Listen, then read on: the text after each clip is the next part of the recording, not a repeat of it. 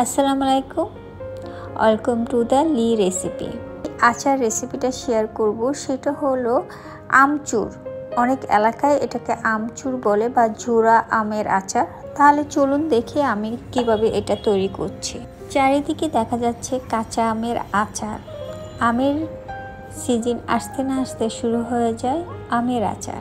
চলছে কাঁচা আমের সিজন, আর কিছুদিন পর আম পাকা শুরু হয়ে যাবে। তাই কাঁচা আমের সিজন থাকতে থাকতে আমের একটি আচার রেসিপি শেয়ার করছি। আচার রেসিপিটা দাদি নানি বলেন, মা বলেন, তারা খুব ভালো করে এটা করতে পারে। আর যেহেতু একজনের থেকে আরেকজনের শেখা, তা আমিও সেইভাবে আমার আম্মুর থেকে শেখা এই আচারটা কিভাবে তৈরি করতে হয়। সাধারণত আমাদের বাসায় আচার আমার আম্মুই তৈরি করে। তারপরেও আমার চ্যানেলে মাঝে মধ্যে আমি আচার রেসিপি শেয়ার করি, যেহেতু আমি ওটা করি। এখানে আমি কাঁচা আম নিয়েছি। আমি এখান থেকে 3টা আম নেব। তো এই যে আমার কাটা হয়ে গেছে, দেখতেই পাচ্ছেন আলু ভাজি যেভাবে করা হয়, তো সেইভাবেই আমি কেটে নিয়েছি। তো আমি এখন এটার মধ্যে লবণ দেব। আমি এখানে পরিমাণ মতো লবণ নিয়েছি, লবণ দিয়ে এটা মেখে নিচ্ছি। আর মাখার সময় আমরা অনেক জোরে মাখবো না। অনেক সময় দেখা যাচ্ছে লবণ মাখাতে গেলে অনেক জোরে চাপ দিলে আমগুলো ভেঙে যেতে পারে। তা আমি এটা লবণ দিয়ে কিছুক্ষণ মেখে রাখবো, 10 মিনিটের মতন। আমি আমের মধ্যে লবণ দিয়ে 10 মিনিটের মধ্যে রেখে দিয়েছি। দেখতেই পাচ্ছেন আমের থেকে পানি ছেড়ে দিয়েছে।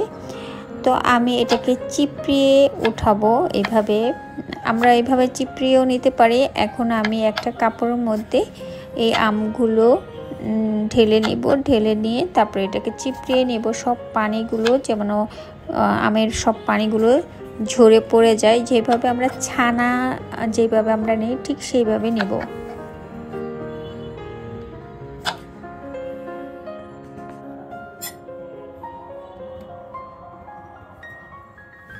তো এখন আমি আমটাকে খুব ভালো করে চিপড়িয়ে সব পানিগুলো বের করে নিয়েছি। দেখতেই পাচ্ছেন হাত দিয়ে এভাবে চিপড়িয়ে নিয়েছি, যেন সব ভিতরে সব পানি বের হয়ে একদম শুকনা শুকনা হয়ে যায়। তো এখন আমি এখান থেকে আমগুলো বের করে নেব কাপড়টার থেকে। দেখতেই পাচ্ছেন একদম পানি সব ঝরে পড়ে গেছে।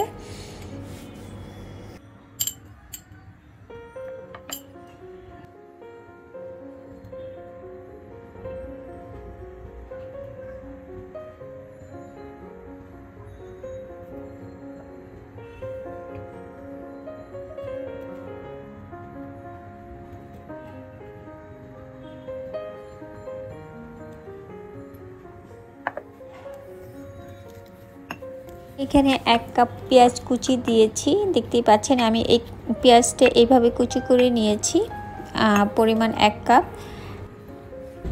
তারপরে সরিষা বাটা দিব আমি এখানে আমরা সাদা সরষা বা কালো সরষা দুটোই নিতে পারি। মরিচের গুঁড়া দেব 1 চামচ। তারপরে আমি হলুদের গুঁড়া দেব 1 চামচ।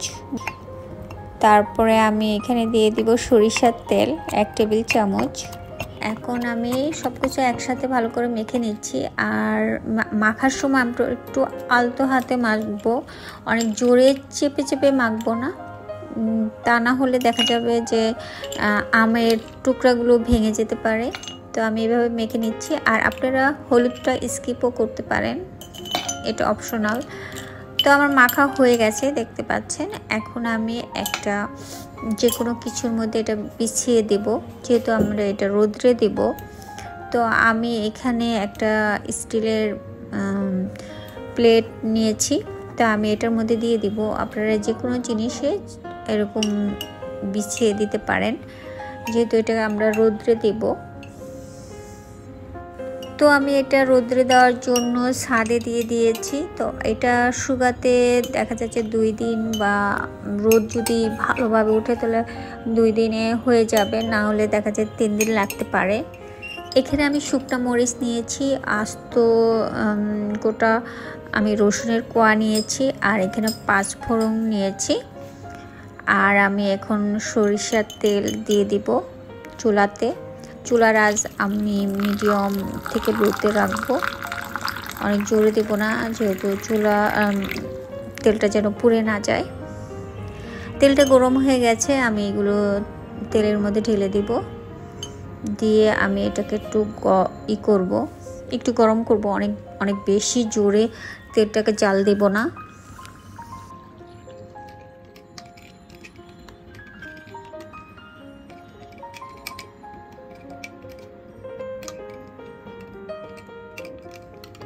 তো এটা গরম হয়ে গেছে, দেখতে পাচ্ছেন বলক এসে গেছে। এখন আমি চুলাটা বন্ধ করে দিব আর এটাকে একটু ঠান্ডা করব।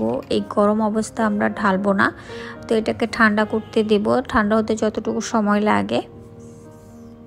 শুকিয়ে গেছে, দেখতে পাচ্ছেন এটা শুকিয়ে গেছে। এখন আমি এটা তেল করব। এখন আমি একটা বরম নিয়েছি আর এখানে আমি আমগুলো নিয়ে নিব বরমের মধ্যে। আর দেখতে পাচ্ছেন আমগুলো শুকিয়ে গেছে, আমার প্রায় 3 দিন লেগেছে, যেহেতু আকাশে মেঘলা মেঘলা ছিল এই জন্য 3 দিন লেগেছে। তো আমি এখন সব আমগুলো এটার মধ্যে বরমের মধ্যে নিয়ে নিব, আমচুরগুলো নিয়ে এখন আমি এই তেলটা ঢেলে দিব। এইভাবে তেলটা একদম আমচুরের উপর পর্যন্ত থাকবে।